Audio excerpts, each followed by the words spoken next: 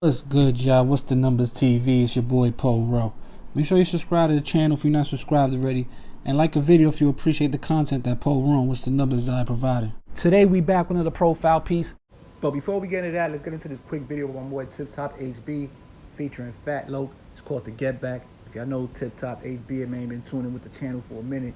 He been getting his videos up on the channel, getting his promo on. Shout out to him. Let's check this out. Aim it, step back, bad words, banks at the check back. Niggas always hating, you know I can't trust that. Out of my bitch, you know I had to dress that. Politics issues, you know I gotta press that. Now my young sobs itching, you know we gotta get back. I'm from the south where them youngins get back. Make a call to the homies up north. If they give us a word, we gon' leave them with shit bags. All my shorties be putting in work when they been on your block. All you see is them gray rags and them blue flags. Call the corner, now he got a toe tag. Try to run and call four up in his back. Now back to the feature presentation. We back with another profile piece. This was on KiKi Gray out of Brooklyn. A lot of y'all might remember him from that Pop Smoke video when Pop Smoke was younger, when he got his bees taken and slapped on YouTube. So a lot of people been asking about a video on KiKi to try to get more info on him. And being that the Pop Smoke and the Pop Smoke KiKi video that I did is my largest watch video with almost 500,000 views, I said, why not let me revisit this topic and give y'all a little further breakdown onto who KiKi was. For a lot of us, our first introduction of who KiKi was from the video that I just mentioned with Pop Smoke. In the video, you see a younger Pop Smoke who's a Crip get confronted by some blood gang members who try to, act like they're Crip, then eventually let him know they're blood and take his beads and slap him. They don't really beat him up too much. Pop Smoke tries to stand his ground a little bit, but he gets, he's outnumbered 3-1, 4-1, so he tries to play it right so he can get up out of there. So I discussed that in my other video. If you want to go check that out, check that out. But so that's when we first know who KiKi was. At least I did. I'm like, who's this kid? He's a little kid. He's out here running down on his ops and stand a third. This is pretty much before the whole folk and Crip beef and the woo and the show. This is before all that. Maybe at the very, very beginning. But this was a more conventional blood versus Crip beef that was going on in that video. So fast forward to that, we get a few months later in March of 2013. It comes to the light that KiKi is killed by the police in Brooklyn. So the story given by police and reported in newspapers, basically the police were out doing their rounds, patrolling the neighborhood, when they come across a group of guys outside of a building chilling on the corner. As they approach the guys, they say one of them ends up walking off, which happens to be KiKi. As they start watching him because he's walking off, they zero in on what he's doing. They say he starts fidgeting with his waistband, supposedly. This is when they tell him to freeze, to stop, turn around, and supposedly he turns around and has a gun, pointing at a gun at the cops. This is when they hit him 11 times and killing him. Now instantly there's an uproar, different things are being said. There's reports of him asking on the ground saying, please don't let me die. The cops saying, shut up before we shoot you again. There's reports of him having his hands up, and then there start being different protests throughout the neighborhood to try to bring attention to the situation that just occurred. Now doing these protests, things getting a little rowdy and it turned into like a baby riot with police having to come and try to regain order. So eventually the cops come trying to disperse the crowd to where, it starts getting a little rowdy to like a baby riot, to where eventually they got to make a bunch of arrests to calm things down. So with doing so, the media starts taking, they start focusing in on what's going on out there in East Flatbush. Like, why is this neighborhood basically uprising behind this kid that was pointing a gun at police getting killed?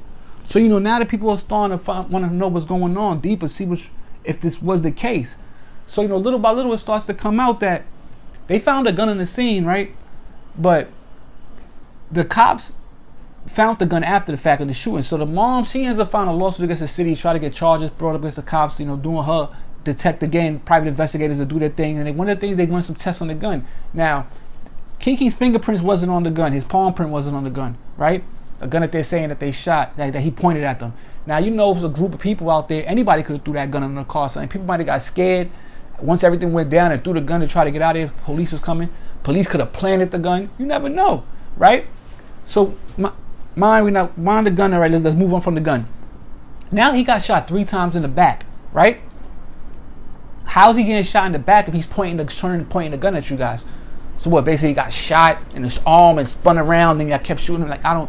So that's another thing that don't make no sense. So now the family of KiKi Gray is moving on with a lawsuit against the city. The cops eventually are cleared. They're not brought up on charges. They're saying that it was justified, right? Cool. That's what the city and the police, whatever they're going with. No charges for the police. Lawsuit is ongoing. They end up eventually settling the lawsuit for $250,000 with Kamani Gray's family. Okay. But this is what I want to talk about. $250,000, right, for a 16-year-old kid's life. He could have made that $250,000 by the time he was 21. You never know what he could have been doing, right? There's different things, people rapping, people doing different things. They make money like this, so you never know. We get that he was a gang member and he got videos of him supposedly bullying other people. We get that, but that don't got nothing to do with the police basically shooting him dead on the notion of him having a gun pointed at them. So then on top of that, y'all give his family $250,000. Like, what is that? That basically killed this kid for nothing if all the reports is coming back true. And y'all just giving $250,000. What is that? That's not even $1 million. That's nothing. No amount of money is equivalent to somebody's life. But y'all giving his family $250,000. Y'all shot his son dead in the street. Shot him in the back.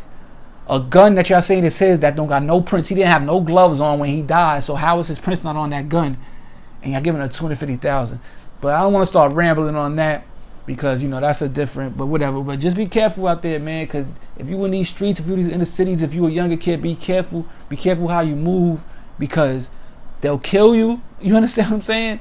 Paint the picture that you was doing something wrong and give your family peanuts, man, and that'll be it. Your life would be over and that just be, you know, you just be another memory.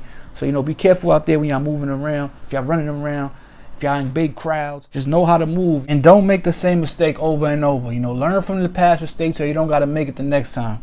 But yeah, this What's the Numbers TV. It's your boy Poro. We be back before you know it, man. We out of here. Peace.